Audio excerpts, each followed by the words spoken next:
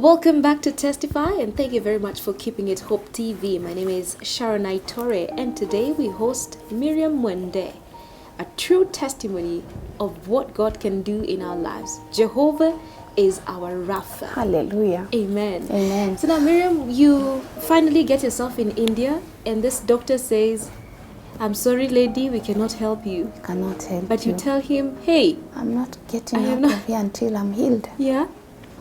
Yes. So he told me that he's not able to do that.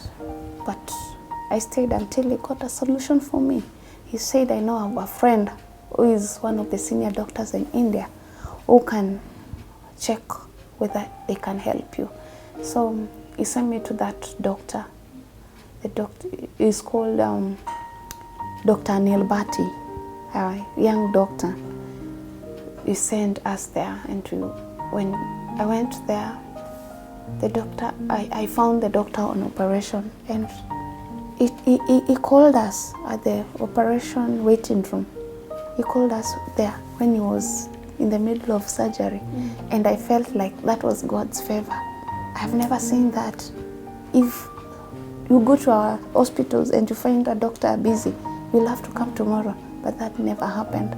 They told us to come, and he viewed he examined my hand, and he said, yes, I can do this. That was like, that was the best news I've ever had for a while. What? You know, all those of operating on my hands were just there in the place. I will be able to comb my hair, to make my face, to wash my body freely, to do all manner of things. And that, Sharon, that piece of news was enough miracle for me. So the doctor, I was taken to this hospital, Kastuba Hospital in Manipal, the IT city in India, Manipal. So I was booked for an operation, and I was booked for a room, and the following day I was taken to the surgery, and it happened. I was operated. Unfortunately, I stayed for the waiting room for a while without waking up. And everybody thought, before the surgery, they told me that you've had a lot of surgeries, and this time round your body is refusing. So there are chances that you might not make it. No. You might not make it, meaning you would die? Yes. And I was like, nimekuwa nikisikia hiyo. So tell me another story. So I was there, ready for the surgery. And after the surgery, I stayed for hours without waking up. And everybody was worried. The medical team was worried. What is happening with this girl? And my fiancé couldn't take it. It was so waiting for me to wake up, and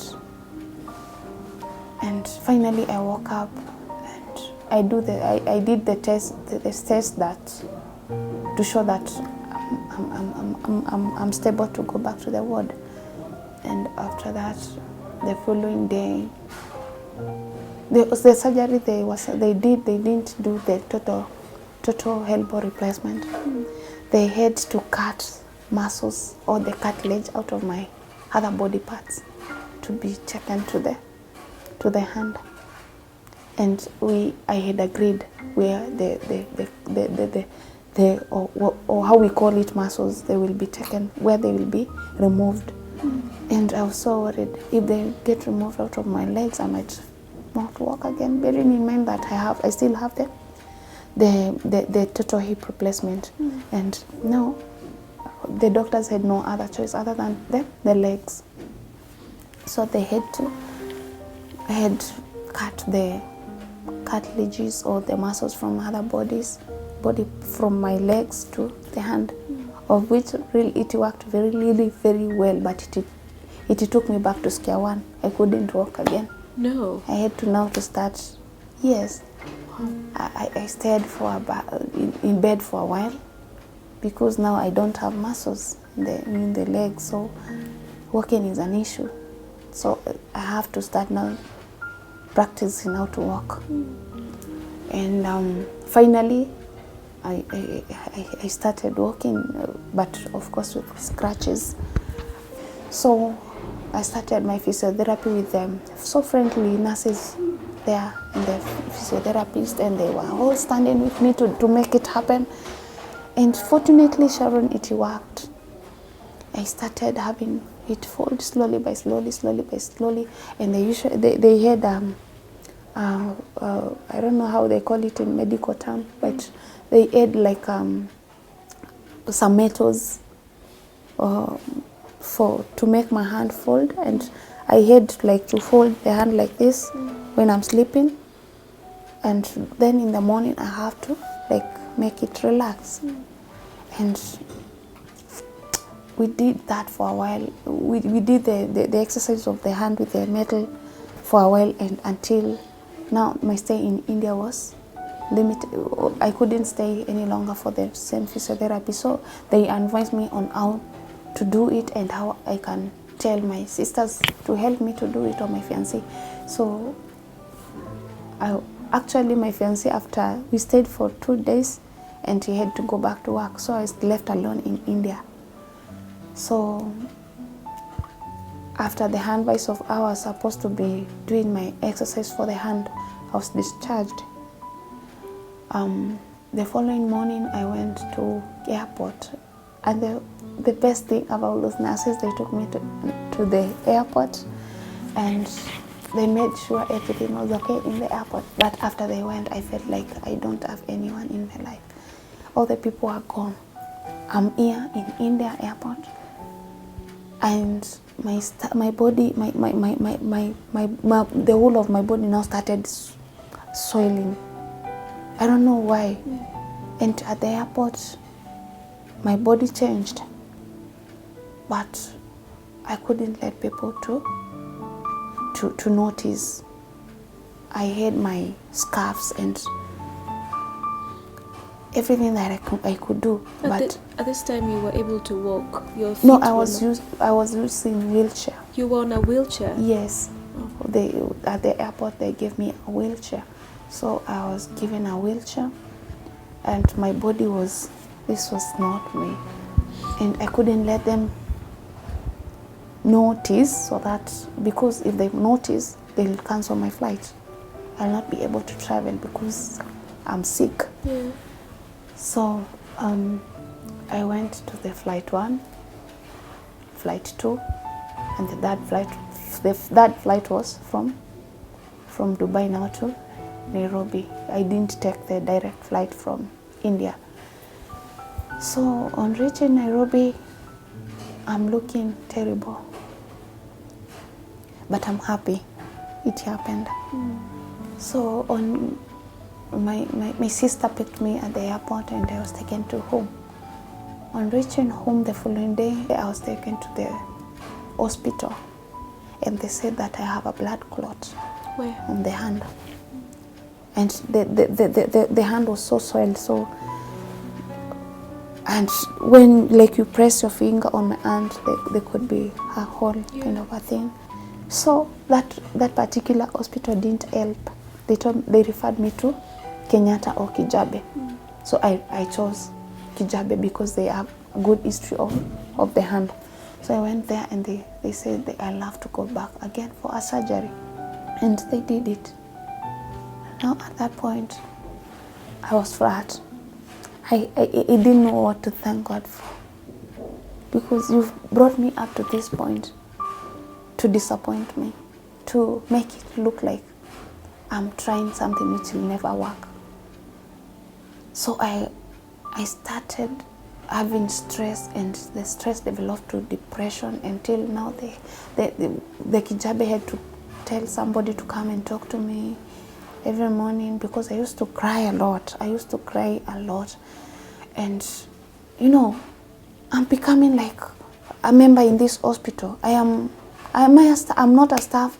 All the patients that I knew, they are all gone home, and they've gone home, and here I am. I'm not even, nobody's telling me this is going to be okay, you know. And the nurses could come, and this particular nurse, he would come and tell me, Miriam, you've come from far to give up. This is not the time. You have to have hope. You're not going to die. You are going to have your life back. And now it's now 2015 December, and still it's not happening. Now January 2016 January, still it's not happening. What is going on? Then unfortunately, after 4 days, a doctor came in the morning, and they told me that I'm stable to go home. How finally did you get your normal self back? Through talk. I can say my pastor Simon Marcia played a bigger role in my church, because every time I could approach my pastors to talk to them, they were so much concerned about what is happening. What are you doing? I mean, when are you going back to job?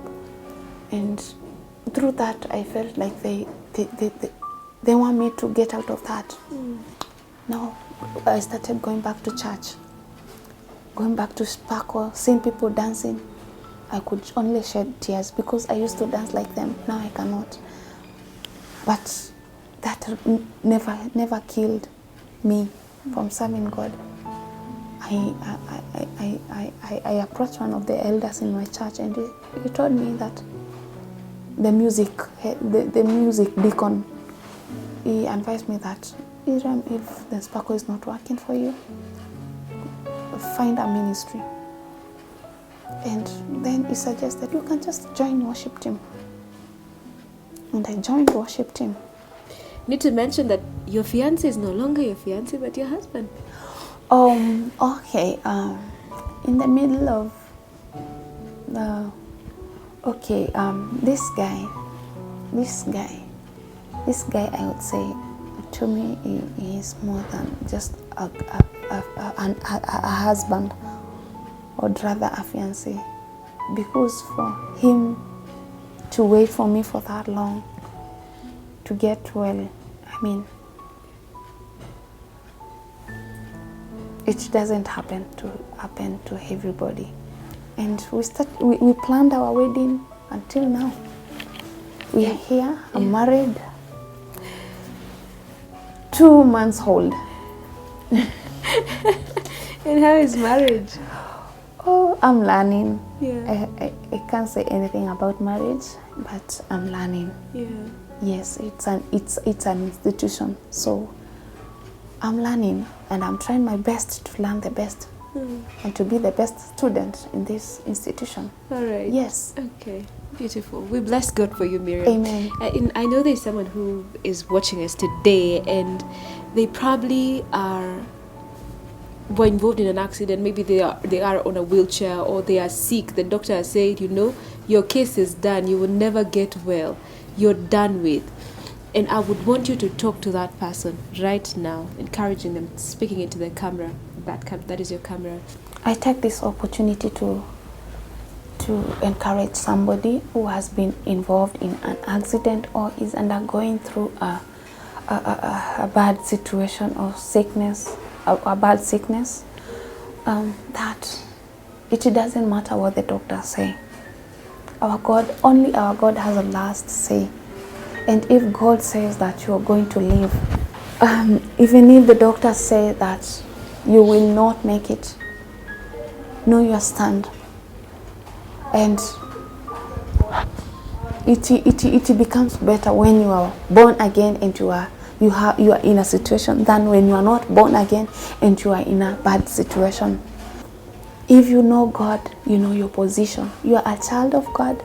You are going to survive whatever the case. Just believe in God. Every time you feel like it's too much, take a Bible, read a verse. If it's not working, start singing. That is what that is how I dealt with my depression. If the Bible is not working, singing. If singing is not working, dancing. Trust me, I could dance with my scratches. Despite the doctors telling me that, Miriam, you cannot do some of these things. No, I said, no, but God, I have to dance for you. Now, the doctor is telling me I should not do this, and I feel like I should dance. And now, what? Then I just dance. So, dance in your situation as you wait for your salvation. That is my word for you. After hearing the story of Miriam Mwende, I am more than encouraged and more than assured that indeed Jehovah is Rapha, and that by his stripes we are healed.